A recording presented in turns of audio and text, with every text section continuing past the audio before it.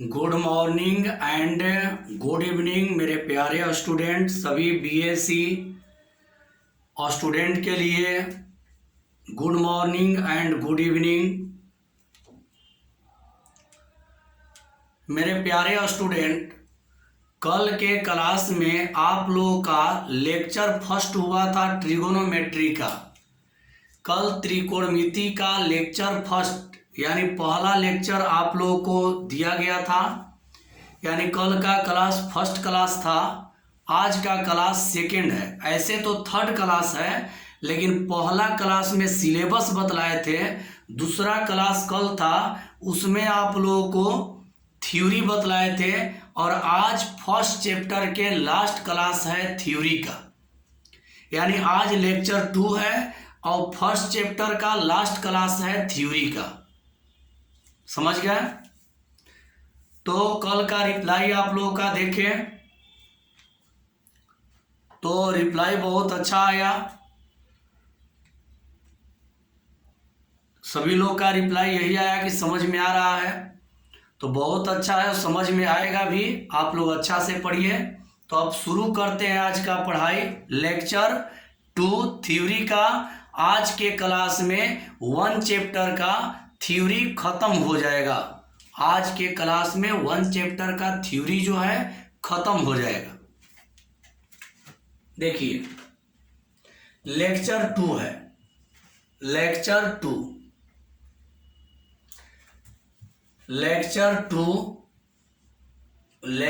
2 है। तो पहले जानेंगे heading nth root of unity. nth root of unity क्या होता है पहले जानेंगे। nth रूट ऑफ यूनिटी ये होता क्या है जानिए। 1 omega square dot dot dot omega के पावर n-1, इसी को हम लोग कहते हैं nth रूट ऑफ यूनिटी। ध्यान दीजिए, nth रूट ऑफ यूनिटी क्या होता है, ध्यान से देखिएगा। nth रूट ऑफ यूनिटी होता है, देखिए कोई पूछेगा कि nth रूट ऑफ यूनिटी क्या है, nth रूट ऑफ यूनिटी होता क्या है, तो nth रूट का मतलब होगा कि n तक जाएगा। तो यहां देखिए 1 omega square dot dot dot omega के पावर n-1 को हम लोग कहेंगे nth रूट ऑफ यूनिटी। इसका हिंदी होगा इकाई का n घनमूल। अब देखिए, nth root of unity are always satisfy of geometric progression। समझिएगा, ध्यान से देखिएगा और पूरा समझिएगा। ये दोनों टॉपिक को पूरा समझा लेंगे, इसके बाद आगे वाला टॉपिक बतलाएंगे। देखिए ध्यान दीजिएगा आप लोग, लेक्चर 2 है। पहले जानना है कि nth रूट ऑफ यूनिटी क्या होता है। nth रूट ऑफ यूनिटी होता क्या है, तो nth रूट ऑफ यूनिटी होता है 1 ओमेगा स्क्वायर। देखिए 1 omega square dot dot dot omega के पावर n-1 को हम लोग कहेंगे nth root of unity. nth root of unity यानी 1 omega square dot dot dot omega के पावर n-1 को हम लोग कहेंगे nth रूट ऑफ यूनिटी। यहां पर लिखे हैं nth root of unity are always satisfy of geometric progression. Geometric progression का मतलब जीपी। ज्योमेट्रिक प्रोग्रेशन का मतलब होता है जीपी। जीपी आप लोग 11 क्लास में पढ़े हैं, जीपी आप लोग 11 क्लास में पढ़े हैं। तो यहाँ लिखे हैं nth root of unity are always satisfy of geometric progression, यानी nth रूट ऑफ यूनिटी जो है ज्योमेट्रिक प्रोग्रेशन को सेटिस्फाई करता है। बतलाएंगे आखिर कैसे सेटिस्फाई करता है ज्योमेट्रिक प्रोग्रेशन का। देखिए, कोई पूछेगा कि nth रूट ऑफ यूनिटी क्या होगा, तो आप बोलेंगे 1 omega omega square dot dot dot omega के पावर n-1। कोई पूछेगा कि nth रूट ऑफ यूनिटी कौन प्रोग्रेशन में होता है, तो ज्योमेट्रिक प्रोग्रेशन में होता है। बतला रहे हैं कैसे। देखिए, आप लोग दो पढ़े थे 11 क्लास में, एक पढ़े थे एपी और एक पढ़े थे जीपी। एपी का नियम था कि अगला में से पिछला घटाने पर बराबर हो रहा था। एपी का नियम था कि अगला में से पिछला को घटाने पर बराबर हो रहा था, और जीपी का नियम था कि अगला में पिछला से भाग देने पर बराबर हो रहा था। यानी एपी उसको कहते हैं जिसमें अगले टर्म में से पिछले टर्म को घटाने पर बराबर होता है, और जीपी उसको कहते हैं जिसमें अगला में पिछला से भाग देने पर बराबर आता है। तो देखते हैं कैसे जीपी में होता है। जीपी यानी गुणोत्तर श्रेणी ज्योमेट्रिक प्रोग्रेशन। अभी आप लोग बतलाएं 1 omega omega square dot dot dot omega के पावर n-1। सेकेंड में फर्स्ट से डिवाइड करिए, इसका सेकेंड ओमेगा है और फर्स्ट 1 है, तो ओमेगा बाई 1 इक्वल क्या आएगा, ओमेगा। फिर इसमें इससे डिवाइड करिए तो omega square by omega, omega से स्क्वायर कट गया तो ओमेगा। अभी हम आप लोगों को बतलाए हैं कि nth root of unity are always satisfy of geometric progression. अभी बतलाए हैं कि जब nth रूट ऑफ यूनिटी जो होगा वो हमेशा ज्योमेट्रिक प्रोग्रेशन को सेटिस्फाई करेगा। अब आप लोगों को हम ये बतला देना चाहते हैं कि कैसे ज्योमेट्रिक प्रोग्रेशन को सेटिस्फाई कर रहा है। तो यही हो गया nth रूट ऑफ यूनिटी। इसको हम लोग कहेंगे nth रूट ऑफ यूनिटी। अगला पद में ये पहला पद, दूसरा पद, तीसरा पद ऐसे ही बढ़ रहा है, तो अगला पद में पिछला पद से भाग दिए, तो अगला पद ओमेगा है, पिछला पद 1 है, ओमेगा में 1 से भाग तो ओमेगा। फिर अगला पद है ओमेगा स्क्वायर और पिछला पद है ओमेगा, तो यहाँ पे ओमेगा स्क्वायर बाई ओमेगा, ये कट गया तो इसका मान ओमेगा। यानी अगले पद में पिछले पद से भाग देने पर यदि बराबर बराबर मान प्राप्त होता है, ध्यान दीजिए एपी का नियम क्या होता है कि अगला में से पिछला को घटाने पर बराबर बराबर प्राप्त होता है। अगर घटाने पर बराबर होता है तो एपी और भाग देने पर बराबर होता है तो जीपी। यहाँ पर देखिए nth रूट ऑफ यूनिटी क्या है, 1 omega omega square dot dot dot omega के पावर n-1। तो अगला पद ओमेगा है और पिछला पद 1 है, तो ओमेगा में 1 से डिवाइड किए, ओमेगा बटा 1 बराबर ओमेगा। फिर अगला है ओमेगा स्क्वायर और पिछला है ओमेगा, तो ओमेगा स्क्वायर बटा ओमेगा, तो हो गया ओमेगा स्क्वायर बटा ओमेगा, ओमेगा ओमेगा कट गया तो ओमेगा। यानी अगले पद में से पिछले पद को भाग जब दिया जा रहा है तो बराबर आ रहा है। जैसे आगे अगर बढ़ते हैं, इससे आगे बढ़िएगा तो ओमेगा क्यू आएगा, इससे आगे बढ़िएगा तो ओमेगा क्यू और बटा ओमेगा स्क्वायर, ये भी कट कर क्या आ जाएगा ओमेगा। तो अगले पद में पिछले पद से भाग देने पर बराबर आ रहा है। यही कारण है कि nth root of unity are always satisfy of geometric progression.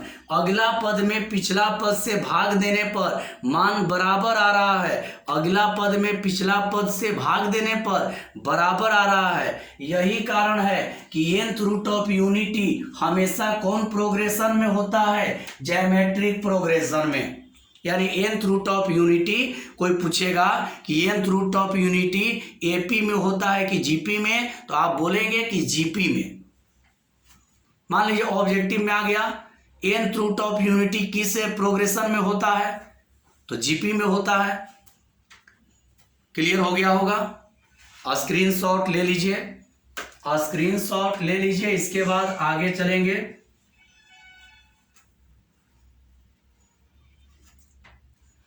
Screenshot ले लीजिए, इसके बाद आगे चलेंगे। चलिए स्क्रीनशॉट हो गया होगा। स्क्रीनशॉट लेकर के लिखते जाइएगा और इसका फेयर बनाना शुरू कर दीजिएगा। अगला हेडिंग है some important formula, some important formula of de Moivre's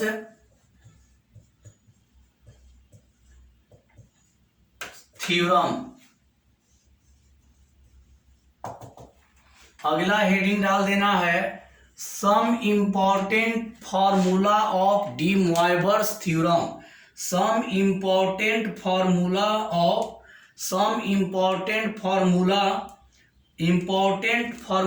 of de Moivre's theorem.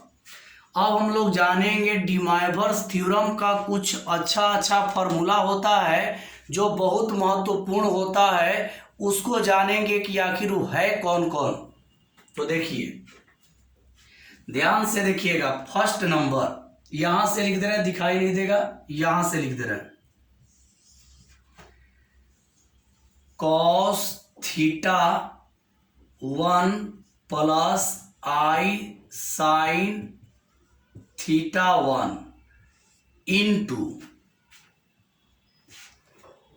Cos theta 2 plus i sine theta 2 into cos theta 3 plus i sine theta 3 into dot dot dot.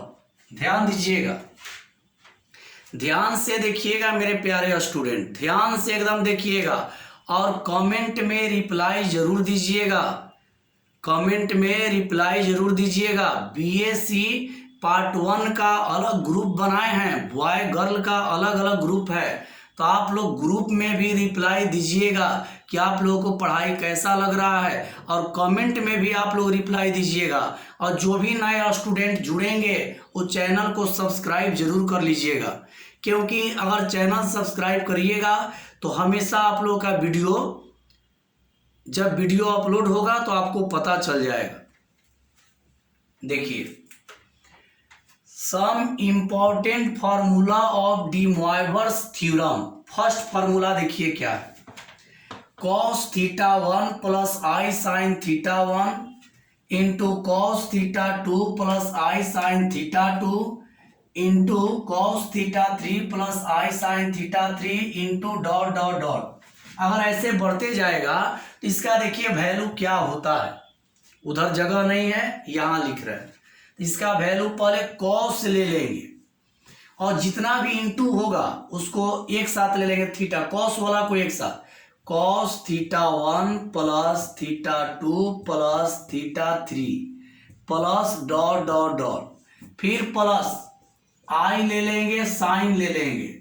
अब यहां देखिए theta 1 theta 2 theta 3, तो यहां लिख देंगे theta 1 plus theta 2 plus theta 3 plus dot dot dot. ध्यान दीजिएगा, ध्यान से देखिएगा, इस पर एग्जाम्पल भी देंगे, ध्यान दीजिएगा।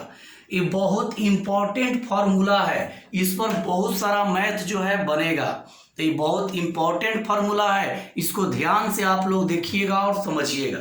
देखिए एक बार और, some important formula of de Moivre's theorem.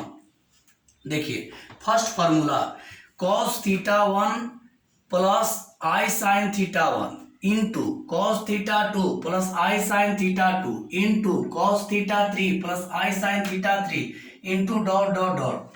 तो ऐसा जब भी आएगा तो देखिए लिखने का तरीका क्या है, पहले कॉस लिख देंगे, और θ1 plus θ2 plus θ3 plus dot dot dot, फिर प्लस आई साइन लिख देंगे और फिर θ1 plus θ2 plus θ3 plus dot dot dot. इस पर 2 एग्जाम्पल देकर आप लोगों को बतलाएंगे। आज के क्लास में मेरे प्यारे स्टूडेंट, आज के क्लास में थ्योरी समाप्त हो जाएगा फर्स्ट चैप्टर का। और मंडे से संडे है, कल संडे है, कल वीडियो अपलोड नहीं होगा। संडे के दिन वीडियो अपलोड नहीं होगा, मंडे से एक्सरसाइज शुरू करेंगे। तो देखिए आगे बढ़ते हैं, इस पर एक एग्जाम्पल लेते हैं, ध्यान से आप लोग देखिएगा। एक एग्जाम्पल लेते हैं, 2 एग्जाम्पल लेंगे, पहले एक ले रहे हैं। cos 5 theta plus i sine 5 theta into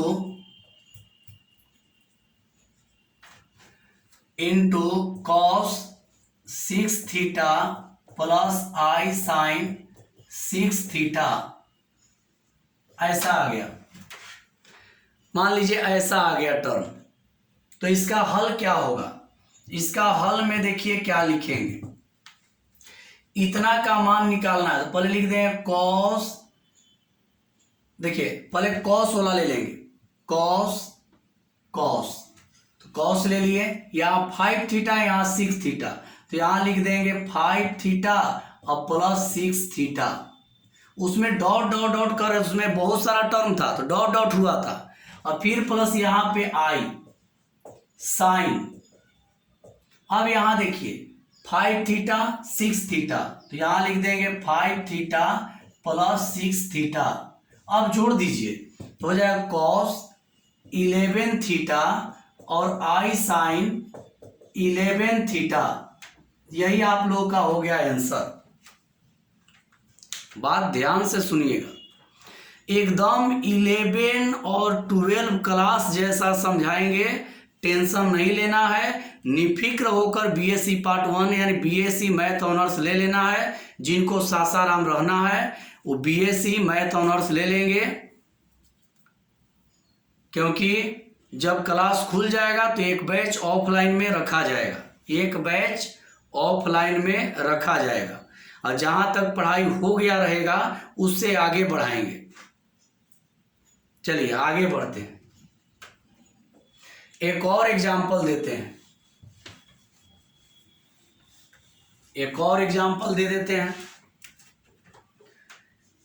एक और एग्जाम्पल ले लीजिए, cos theta plus i sine theta into cos theta 2 theta plus i sine 2 theta into cos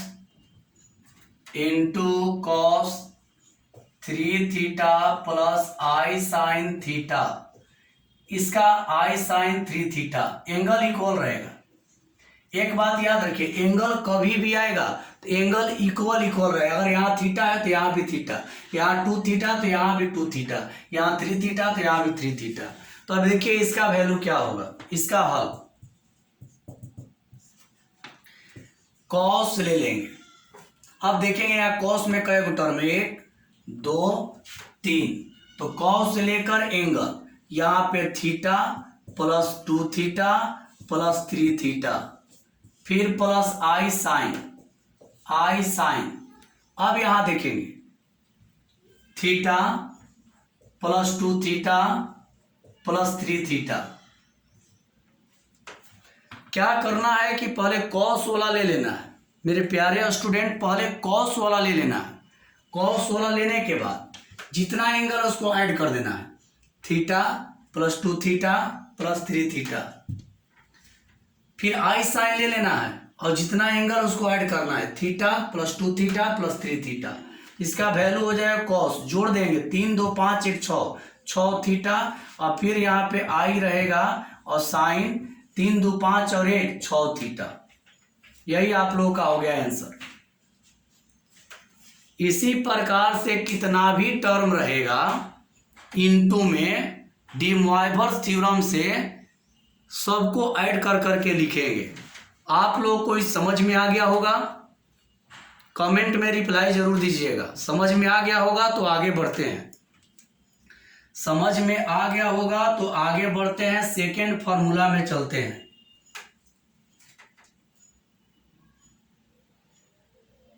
एकदम 100% आएगा, 3 ही नहीं 4 5 कितना भी इंटू रहेगा तो ऐसे करके बनाएंगे। अब सेकेंड फॉर्मूला देखिए, second formula cos theta plus i sine theta के पावर n रहेगा, तो इसको लिख देंगे कॉस n थीटा और plus i sine n theta. देखिए ये तो आप लोग जानते भी हैं, cos theta plus i sine theta के होल पावर n रहेगा, कोई भी पावर n रहेगा तो वही पावर यहां आ जाएगा एंगल में, cos n theta plus i sine n theta, ये तो आप लोग जानते हैं। इसके बाद तीसरा में हम लोग चलेंगे, तीसरा फॉर्मूला में चलेंगे। तो तीसरा फॉर्मूला होगा cos theta plus i sine theta के पावर माइनस अगर n आ जाएगा, मान लीजिए मैथ बनाते समय cos theta plus i sine theta के पावर माइनस n आ जाएगा, तो इसको लिख देंगे cos n theta minus i sine n theta हो जाएगा।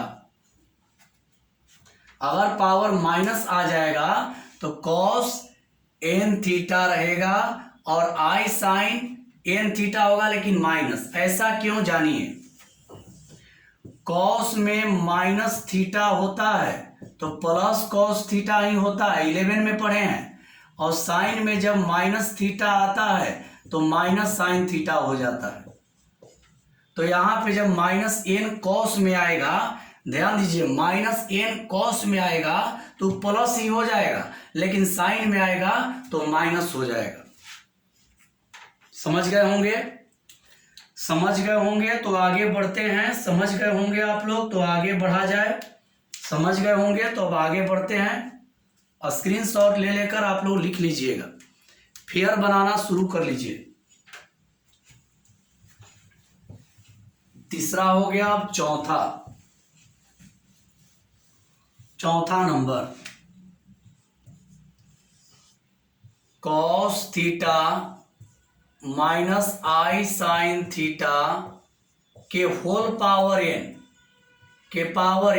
Equal cos theta minus sine theta i sine theta के होल पावर n आएगा, तो बस n से इंटू कर देंगे, cos n theta minus i sine n theta.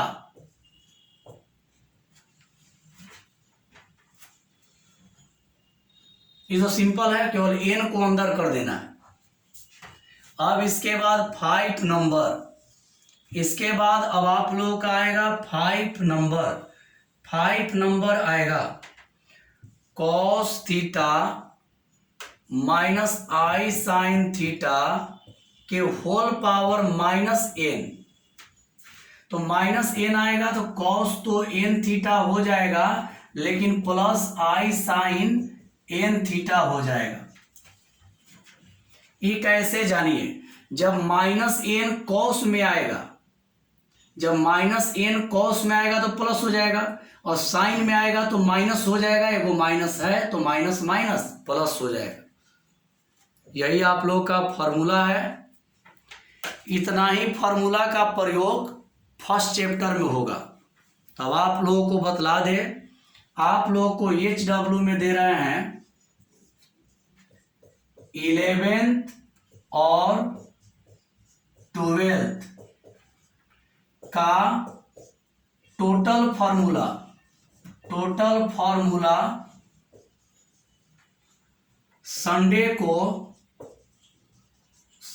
को देख लीजिएगा।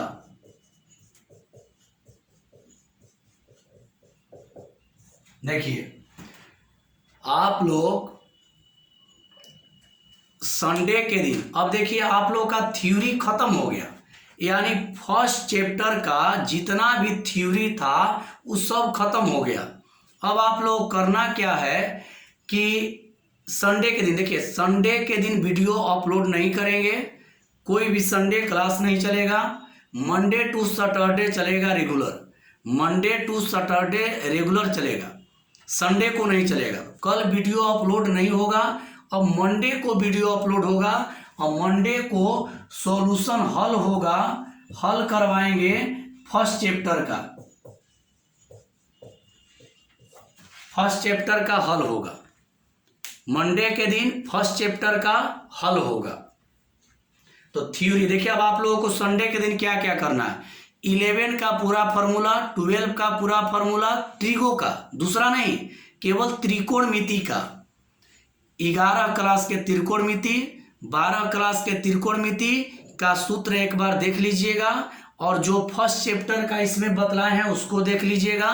मंडे से आप लोगों का चैप्टर शुरू होगा, वन चैप्टर का थ्योरी जो है वो खत्म हो गया है। आज के लिए इतना ही, बाय बाबू, मिलते हैं सोमवार के दिन अगले लेक्चर में। अगले लेक्चर में चैप्टर का सॉल्यूशन होगा यानी हल होगा। कमेंट में जरूर बतलाइएगा पढ़ाई कैसा लग रहा है। तो सभी को बाय बाय बाबू, बाय।